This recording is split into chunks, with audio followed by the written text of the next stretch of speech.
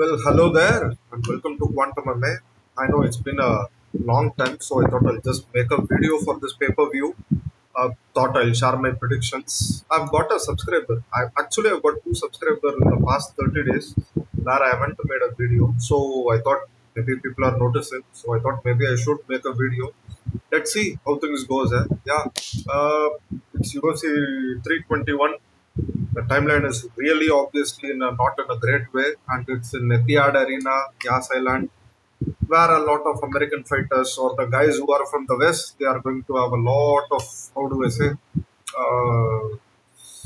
the time lapse thing. I forgot the name. I've been doing a video after a long time, so I feel like I'm a bit, I'm there, like I'll be there. So what? So let me start with the opener of the main card, which is none other than Aleksandar Rakic and Azamat Murzakanov. That's Azamat. Let's keep that guy. Wait, is it me or is this the guy who looks like the guy who's from Borat, like Azamat Bagatov? I don't know, it might be a relation of that guy. But jokes apart, he's an undefeated guy, similar to that Asian Korean guy who was coming up and Johnny Walker beat him up. And this is Aleksandar Rakic. Rakic is good, guys. Rakic is good. I picked him to win against Erie, and he was almost winning. Then Erie did what he normally does. Then Guy had a really good fight. I picked him again to win. When he was facing against Magomed, and it was a close fight. It was his own teammates who told him that this idiot was winning in the first place. I don't know why would they say something like that. And Azamat is not someone who's old. In fact, he's someone. See, Azamat is not a young guy. He's an old guy, undefeated. I get all the things, but he's just too small for a light heavyweight. He's 5'10". He's small. It's not that big, to be honest. And this guy who's got like a 78-inch reach, he's got a 46-inch leg reach, and he's known for his horse kicks. Austrian guy, Austrian man. He's funny. How funny it is! A guy who's from Bruno is facing a guy who's from Borat. It's actually quite funny. Uber famous. That's the word he uses, right? It's a funny movie. In case if you guys haven't watched, please feel free to watch it. And who have I got in this pick? See, I haven't done any research or anything. I didn't even go through any of their fights. I'm just picking on the go so that I thought it would be more natural. And I'm going to go with Aleksandar Rakic. I think this is a pick 'em whoever can win this one. He's 5'10". I know his glutes are strong. All the things are there. I don't see him finishing Rakic because even a guy like Erie had to struggle to get the finish.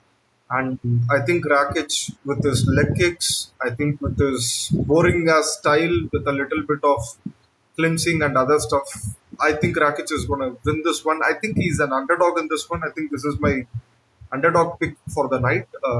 Could be, but I strongly feel that Aleksandar Rakic is going to win this one and Azamat is going to lose. And in case if it's a close decision, I feel like they'll give it to Azamat because they need some new blood in the light heavyweight division. And I don't know how this guy is new blood, but still, blood is blood. What can I say? That's pretty much it. I'm picking Aleksandar Rakic probably by a decision, I must say. I think, not a decision. I think it's going to be a strong 2 rounds, then probably a weak third round to get a decision. That's pretty much it. I don't want to go on too much on this. The chances of me flipping on my pick might be there. I'm just letting you guys know. But Aleksandar Rakic is the one who I'm actually predicting to win this one. Let's move on to the next one, which is none other than our very own fan favorite Sergey Alexander Volkov versus Jailton Almeida. Volkov is a 6'7" Russian. He's a Russian, Rasputin's relation, and he's facing a guy who's in fact a light heavyweight in the first place. I don't know how to react to this, guys. It's a close fight again. I know Jailton Almeida won all his matchups. He lost only against Curtis Blades because he was unable to get a submission. First of all, let's speak about Curtis Blades. That guy has never lost via submission. In fact, he was one of a collegiate wrestler where he was initially working on a lot of, yes, those are some vehicles going in front of this new place. I just moved in this new place and there are a lot of vehicles. Off the topic now. Let me return back. I think, Curtis Blades is someone whose grappling skills are really good. In fact, Tom Aspinall sort of suffered, not suffered, if Tom is going to take more than 10 seconds to take a guy down, I think I'm going to say they are better because Tom is like almost 10,000 leagues and levels above these guys who are on the heavyweight, guys who are on the heavyweight division. And I think just saying it like how it is, Curtis Blades has some good, wrestling takedown defense. And in fact, he's really good. He's a really good guy. Like he's got good skills against, submissions and he took his back. Jailton Almeida took his back and he was constantly trying to get a submission and he couldn't. When he couldn't in the second round, when he almost gassed, not gassed, I think Curtis Blades started, pouring down on him and tournament. I think there is going to be another 20 plus pounds, like weight difference for these guys. That's almost what, like, that's a lot of weight difference. And how do I say, what the fuck have I even got to say? I think, Jalton Almeida is going to win. I know Aleksandar Volkov, he wrestled a bit against Ciryl Gane. I thought it was a close matchup. Regardless of what people say, I really feel and believe that's a close matchup. And what else have I got to say? Come on, let's think it through. I think Alexander Volkov is a good guy. I really like him. Even if it's a close decision, I don't think so. They would be interested in him because they are trying to build another contender for Tom Aspinall in case if things with Alex Pereira or John, I don't think so. Jones is coming back. I mean, with any other guy, if it is going to, like, if it doesn't work out, they need a backup plan, and Jalton Almeida is the one. Unless and until Volkov gets a finish, I think Almeida is going to win. I feel like he's going to probably take him down, take his back. I know he's a light heavyweight guy, but still, I feel like he's good. He would have done the necessary adjustments in his game plan. I'm just trusting this idiot, this Brazilian guy who hopefully has got some IQ that is there. And Volkov is good. I really like Volkov, but every time, when opportunity knocks and when the wins really matter, I think Volkov just, like there is always something that keeps him away from those wins. And I don't know. I just am going to pick Jalton Almeida. I think probably he'll get like a second round TKO or like submission. That's pretty much it. That's it. That's my pick for this one. Let's move on to the real co-main event of the night, which is none other than Umar versus Mario Bautista. Who have I got in this one? Mario Bautista is good. Mario Bautista has done a lot of things. He is speaking the similar stuff. I think he's speaking a lot of similar stuff to Boris Sandagan.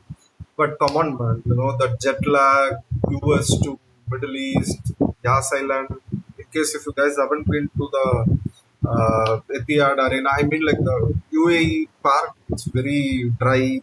Your body can't get adjusted to it and you are fighting at a different time. It's just you can never perform at the optimal or the needed way. Or like why am I stuttering so much? Fucking hell, it's Mario Batista. Yeah, I mean this thing, yeah. And like the jet lag is going to be there. There are a lot of factors, like which plays into when you are actually going for a fight. And if Mario Batista was facing a different guy, it's different. But he is actually facing a guy like Umar. I feel like Umar is really talented. I personally thought the Merab fight he could have won. It was really, really close. If anyone rewatched the fight without Merab's gimmicks, like the showboating stuff, I think it's a pretty close fight. I really thought, like Umar could have won that one. And it's just me. It was a really close fight. And Mario Batista is someone who's equally good. His boxing is clean and crisp. I think Umar is going to probably, I think this is going to be a decision. Once Umar, like feels as it may that there is a threat from Mario Batista, I think he'll probably try and hold him, do something. And one of the main factors I really want to make it out loud and clear over here is Umar broke his hand. You guys could have easily seen like how bad his hand was. He injured his hand in the fight against Marab. That's why I feel like he couldn't get a clear decision.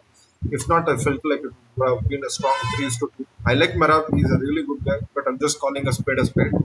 And Mario Bautista, where does he fit into all these things? Guy is lost to Cory Sandhagen, and Umar's, like best win is Sandhagen. He went almost like what 4-1, almost 4.5 is to 0.5, I can say. Uh, it's aging like fine wine. That's all I'm going to say. And Mario Batista is a guy who's good. He's relentless. His pace is good. And in fact, when I saw them walking in for when they were beating up, catching up, even during the early weigh-ins, I really thought like Mario Batista is the bigger guy. I think Mario Batista is going in there for the kill, provided I believe in what he says. I think he's going in there for the kill, and I don't think so. A guy like Umar could be KO'd. That's just me, and I feel like Umar is going to get a boring as a decision. Probably in the second, I think first round is going to be a bit of toss up. Second round is going to edge towards Umar, and then the third, I think it's going to be a clear cut Umar round. So I think that's where Umar is going to get the decision win. I know regardless of who wins, I think they are next for Merab. It's people are acting as if like Merab's got so many options. I could see Merab doing two things, either facing Pantoja or if not facing Alexander Volkanovski. If not, if he wants to stay active amongst his roster members, I must say, I think it's Umar is the only one left. I know a lot of people could say Song Yudong, but Song Yudong needs a clear win. Come on, it's like it is how it is. That's all I'm going to say. But all in all, I'm going with Umar Nurmagomedov. I think he's going to win. If Umar finishes Batista in the first or the second round, I think I think we are in for a new champion soon. I think he is the only guy who could beat Marab. Peter Yan is there. I'm not a Christian, but let me pray for Peter Yan. Please, Peter Yan. I love Peter Yan. He's an amazing fighter. I really am awe of his talents. That's what I'm saying. So yeah, and if Mario Batista wins this one, I don't know, guys. I don't know what I'll do. I'm just happy that there is some new blood in the top five. I must say that's pretty much it. But I don't think so. That's going to happen. I pick fights like practically. I've done this, like thing where I feel that I could do something and never happens. So that's pretty much it. And I think Umar is the one who's going to get a decision over here. That's pretty much it. And Umar wins this one. If Merab isn't fighting Pantoja or Alexander Volkanovski, I think Umar is the one. I think who's looking at a title shot. Not because he is a cousin of Habib. I think it's mainly because there is nobody else. There is no one else left. And for Merab, Umar is the only guy who we had a close fight with. Rest all he beat them. Even the first fight against Sean O'Malley was close, but in the second match, I think Sean O'Malley finished. I mean, Merab finished Sean O'Malley. Sean O'Malley had nothing. Whereas a guy like Umar is someone who's actively training, doing a lot of things. And even against Cory Sandhagen, it was a shutdown by Merab. And I think, let's see, if Peter Yan shows an ounce of change difference, I think maybe if Peter Yan wins, there is something. If not, I think Umar is the rightful guy because there is nobody else. There is nobody else. That's pretty much it. And let's move on to the co-main event of the night, which is another title bout, Mackenzie Dern versus Strawweight. Ah, I never did a research on something. I'm going to go with Mackenzie Dern. I'm not saying anything, but seriously, fucking hell, Virna, Jandiroba. Nah, I can't go with the, like, what the fuck, I'm not even going to look at that. In fact, I'm gonna keep my hand over, like, fuck, why would I want my hand over it? Fucking hell. Mackenzie Dern is going to win this one. I think she is from US, 63 inch. Oh, because she's got a 37.5-inch leg reach. Big legs, eh? Ah, that's nice. When you hug someone, with bigger leg reach, does its thing. She's 5'4" as well. And I've seen a couple of pictures. Not me in the UFC embedded videos. Naughty, naughty cameraman. Telling you, they are naughty, naughty. And well, mate, like I'm not saying anything, but look at this, mate. There is a curve, the shorts that she's wearing. Look at this. I don't. Is it me or is like Virna looking like that guy from Men in Black Part Two? Not Part One. An alien who takes a human form. Right? Like I can't even say where she's looking at. Me. It's just I don't know. I think I'm going with Mackenzie Dern just because she's born with better genetics and she looks better. Period. Like not here. I mean, go to this. Oh fuck. Sorry. Let's move on to the main event of the night, which is none other than Tom Aspinall versus Ciryl Gane. And the gayest thing I've been receiving in a lot of memes is yesterday I bought some food for breakfast for the kids and for me. And morning when I just went to the pantry where I can get the food and always dash. You guys get the idea, right? Ciryl Gane. Such a gayest, lamest joke. It's as if like Rigo MMA and MMA Joey, like they both had sex and they both are the ones who are actually making such cringy, cunty jokes. I really don't know what to even say for this, but let me talk about this fight. It's not about who's going to win. We want Tom Aspinall to win, and John Jones finished him in like what 2 minutes, let's say. But I think this is going to go on for more than that. If Tom Aspinall finishes him, I'm like the happiest guy. You know, I'll be really happy. That is there, and yes, I've got a similar reach to Ciryl. I mean, like not Ciryl Gane. I mean, like a guy like Tom Aspinall. Yeah, but I'm not that heavy. Let's see how things goes. Yeah. All in all, I feel who's going to win. I want Tom Aspinall. Like, forget about the stammering and stuttering over here. Let me actually go in there. It's like it's Virina's effect. It's just she's doing these things. She's somehow guys get the idea, right? Yeah. So apparently, what do I say? Tom Aspinall, mate. Tom Aspinall never. I don't know. It's like Tom Aspinall always fights guys who are always walking towards him, and if they make a mistake, he counters and then he starts pushing forwards. And Ciryl Gane is a guy who's always on his back foot. Guy's got an 81-inch reach, and he's known for his strong, stiff jabs. I picked Ciryl Gane to beat Francis Ngannou, and I always thought he is the one.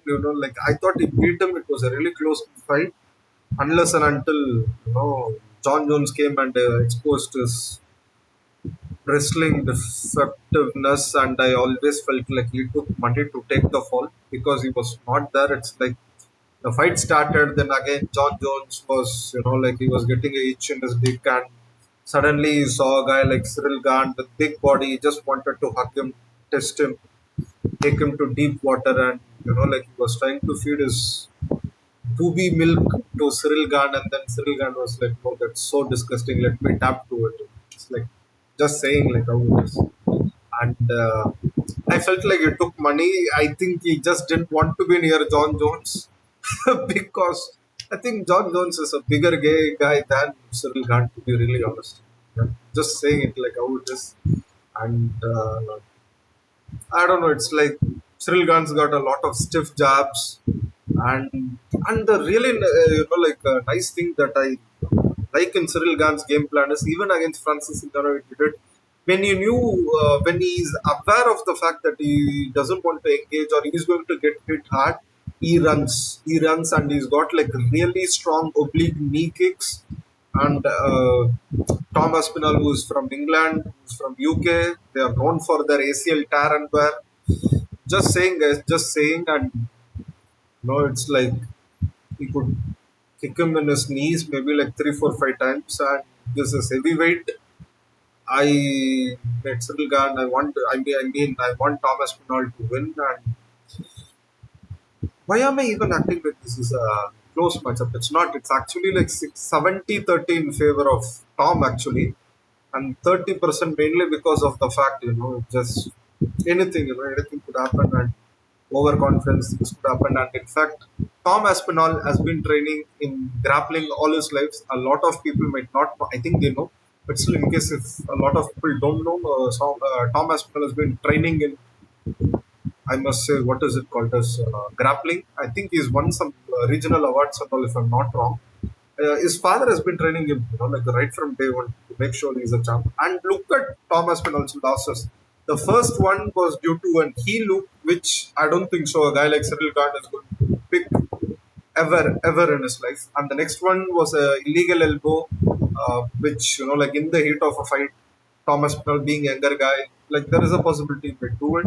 The third one was due to an ACL tear, which is I think if Tom Aspinall loses, it's going to be via an ACL tear, or if not, he gasses out in the third, fourth. Which I don't think so. The fight is going to go for that long. And Ciryl Gane is not the type of guy who's going to take a heel look. And Tom Aspinall has got his chin always up in the air, and Ciryl Gane could just jab and do a lot of things. But I don't know. I've been just looking at Ciryl Gane's stats, and he eats a lot. Like I mean, like Ciryl Gane lands Gane. I'm gonna go with the word Gane rather than Ciryl Gane. It's a bit hard for me. I mean, like Gane goes for a lot of strikes. I mean, like 100 plus strikes, and still, I don't think so. His KOs are pretty less, and Thomas Pinal doesn't really connect well. Just when people are least expecting, he just connects a little bit, and they get stumbled or wobbled, and then with his athleticism, he just goes in there and ambushes people. He's 6'5" and he can do bad things to these people, and he just finishes them off. And Ciryl Gane, someone who's comfy in his back foot. Yeah, it's actually a much nicer fight. It's not as if like the fight is going to go on for longer periods of time. I think the fight probably will go for the first round and second if Tom is going to win. I think it's a stupid pick. I'm still going with Tom Aspinall by submission. I think Tom Aspinall is really strong. How I feel the match is going to move on is probably they both touch. Tom Aspinall measuring the reach with his hand. And once it starts, I think Ciryl Gane is going to be on the back foot. And whenever there is a chance of engaging, I think Ciryl Gane is going to run. In fact, he is even going. There are going to be a lot of clinch work, and Ciryl Gane with his peppering jab and with his oblique kicks, it's going to be there. And I feel like there is going to be a lot of running away from the threat by Ciryl Gane. Why am I trying to convince myself or convince the people who are watching that Ciryl Gane's got a chance? I'm just starting to feel it. And probably in the first round, oblique kicks. And once the fight passes the 3 minute mark or a 2 minute mark, I think Tom Aspinall is going to walk towards him. Probably body slam him, like hug him tightly, body slam him, trip him if possible, and take him down. Once Ciryl Gane is down, he's like a fish out of water. Regardless of how much training you do, Thomas Pinal can TKO you, KO you. I think that's how it's going to go. I think if Ciryl Gane survives the first round, I'm going to give it a lot of, chance for Ciryl. I think Thomas Pinal is going to probably win by a TKO or submission the first or the second round. That's it. I don't see Ciryl Gane winning this one. Ciryl Gane wins this one. I don't know. Probably like Yamamarigo is a fucking motherfucking junkie guy. I'll probably like fucking assault him so wherever is. And I don't know. That's pretty much it. Like, I want Thomas Pinal to win, and I think he is going to win. Probably in the first or second round by a TKO or I don't think so. A choke submission or things might be there, but I feel like it would be mostly what armbar, this thing, him being really strong, triangle choke, or if not, what I don't know what to even pick. Kimura, name it. I think there are guys who are picking him via Kimura, but I feel like it's going to be a really. Uh, I think Thomas Pinal is going to show. I think Thomas Pinal is going to show there are levels to it. I think he's going to show his brutal physicality. Ciryl Gane is going to run for the couple of minutes, like at least for a minute or so.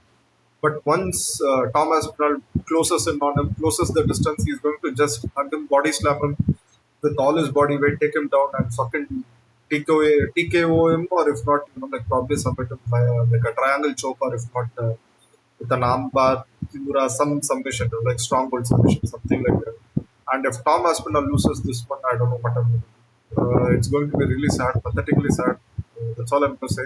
But trust me, that happens very little time. Recently, Alex Pereira beat up Magomed, which I'm pretty happy about. So I feel like Tom Aspinall is the one who's going to pull this off. I think it's our favorable time. So I think Tom Aspinall will win. England will prevail. Now, yeah, that's pretty much it. In case if you guys have made it this far, please like the video, subscribe to the channel. I haven't said it, but let me go down quickly to the prelims as well so that I can just share my thoughts on them. Jacqueline Amorim Mizuki. Jacqueline Amorim. I'm gonna go with her. She's the favorite. Azat Maksum, flyweight bout. Azat Maksum. Oh my god, Chris Barnett. This guy is. Why is he such a underdog? Come on, guys. This is not fair. This is not fair. He shaved his head as well. I don't know what else to say. I want him to win, but still, Amdi might win. Just saying, you know. Nathaniel Wood versus Delgado is a good fight. Nathaniel Wood is good. I think it's. I think this is a fight which should get Nathaniel Wood ranked. You know, if he wins this one. Matt Delgado is a good guy. He recently fought against this. I think Delgado is going to win this one. Personally, I'm saying he's good, more active. It's a nice fight. Walker versus Louis Sutherland. Man, I like the English guys, but still, man, he looks like this. Oh my fucking god, he'll do nothing. I've seen guys like him a lot when I was around England, and they just drink a lot of Starling and that Guinness, and probably have a pint of London ale, gin, whatever it is, and they just think they are strong guys. And once they realize they are fucked up with their lives, they just go in for the kid. I don't think so. This guy would do anything. If Louis Sutherland, there is a place called a Sutherland, maybe from Sutherland. Like Louis Sutherland, I don't know, but it's nice. It's a great matchup. I think Ludovic Klein would win this one. He's good. In fact, he went a decision. Matthews Rebecki is good. I think Matthews Rebecki can win this one. It's a good one, and I think this is a good fight. Actually, this is a good fight. I don't know what it is, but it's a good fight. Ikram Aliskarov by a mile match. Oh, Jung Yong Park. I like his dance. He really danced well. But still, I think Ikram is going to win this one. And Laskarov, this guy beat up Anshul Jubli in 17 seconds. So technically, I should go with the Nasrat Akbarast. Or can Kunlan win this one? Just trying to make sense of this. He can. He can. Nasrat has got a good chin. I think Nasrat takes this one. That's pretty much it. And this is it, guys. In case if you guys have made it this far, please like the video, subscribe to my channel. It helps me out a lot. I know I've got a far way to go. So please, I love you guys. Just subscribe to the channel and make your friends subscribe and watch this video completely multiple times. Channel gets. Thank you so much.